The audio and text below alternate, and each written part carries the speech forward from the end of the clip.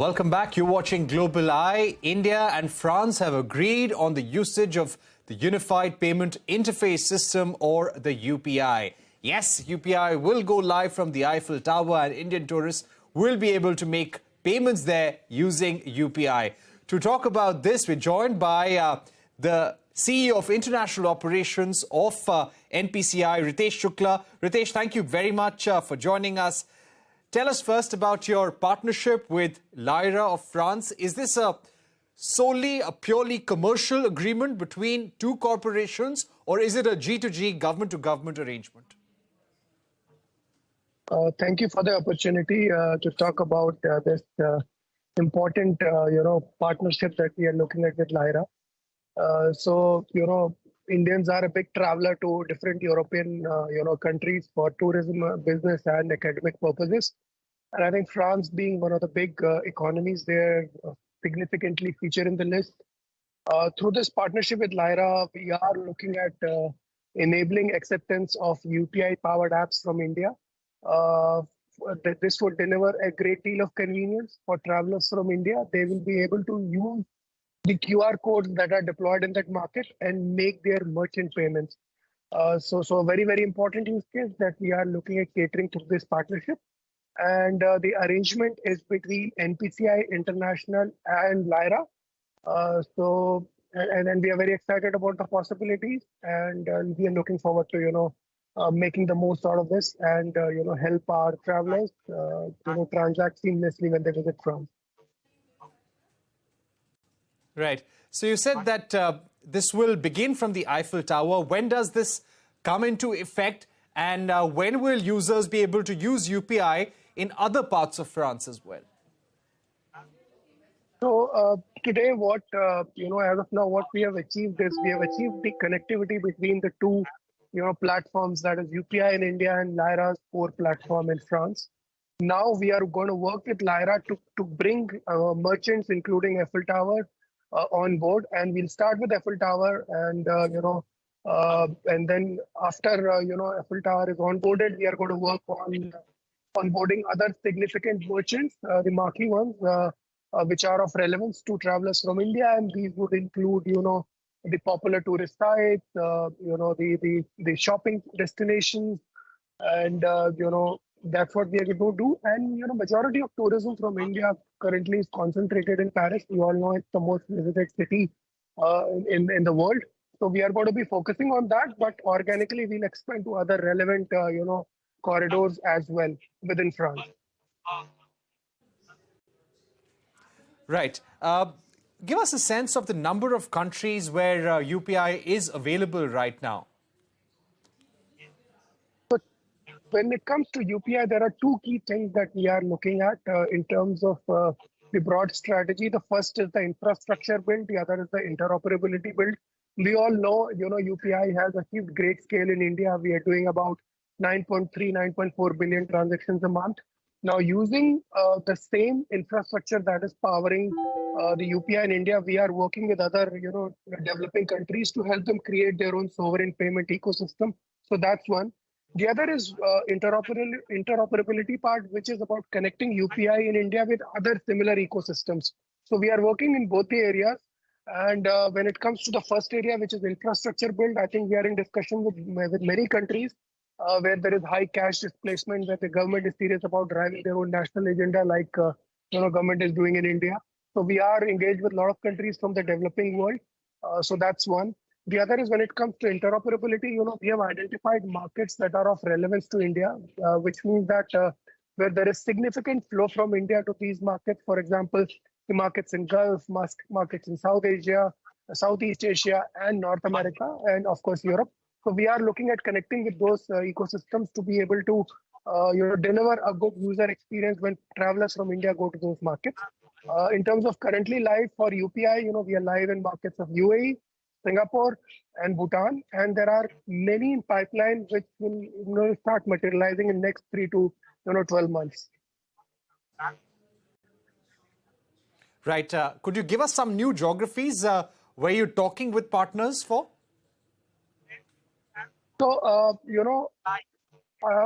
close to in the region, I think we are, discussing what are the important tourist destinations if you look at in the region. I think Thailand is very important, Sri Lanka is very important, Mauritius is very important, Nepal is very important. So we are in discussion with relevant players in these markets, and in times to come you will start unfolding of acceptance of UPI powered apps in these markets as well as in other important markets where Indians travel.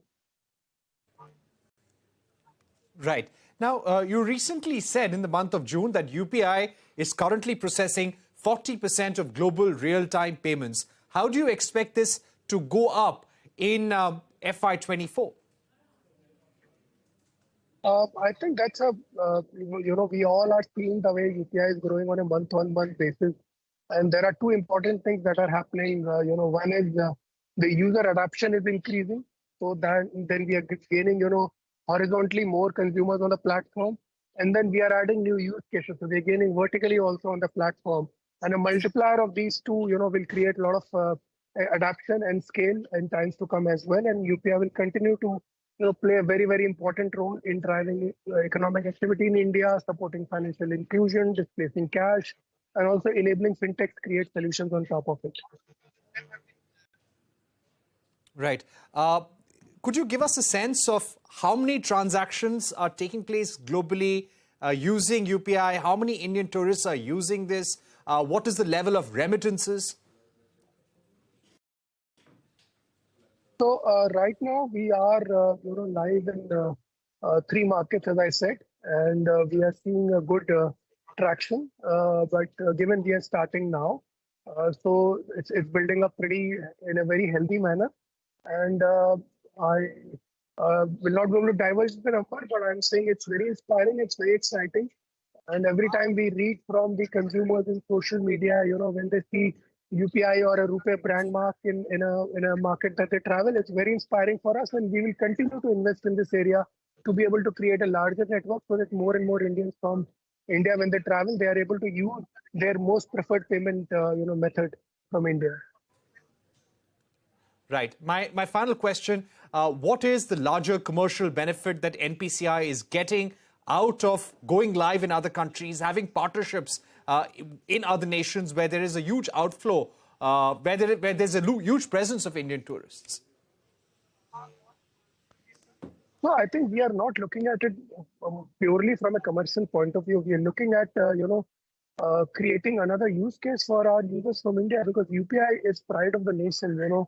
Globally, everybody is talking about the DPI, digital public infrastructure that India has created, and that includes, the identity layer, the payment layer, which is UPI, and then the data exchange layer, which is coming in form of ONDC, DigiLocker, and other things. So I think globally, if you look at it, India's development model is being talked about, and more people want to replicate it. So I think UPI is the pride of the nation.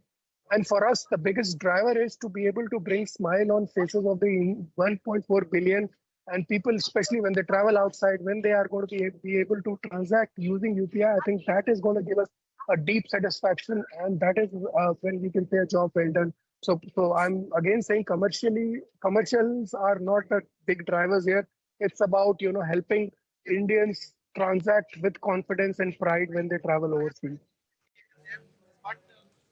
All right. And one more question. You said that you cannot give us the level of remittances on the number of transactions taking place abroad using UPI. But could you at least give us the geography of the country where the usage of UPI by Indian tourists is the highest? So I think, we are the largest, inbound tourism supply for UAE as a market. And of course, the flows are significantly important for them as, inbound markets. So I think we have good traction there. When you're talking of remittance, which is personal payments between two individuals, we have only gone live in Singapore. And we have 6 pilot banks in India and 2 entities from Singapore who are participating in this pilot.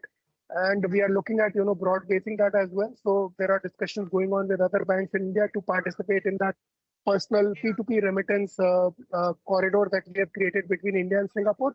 And it's creating a lot of, within this limited pilot group, we are seeing a great amount of transaction and activity.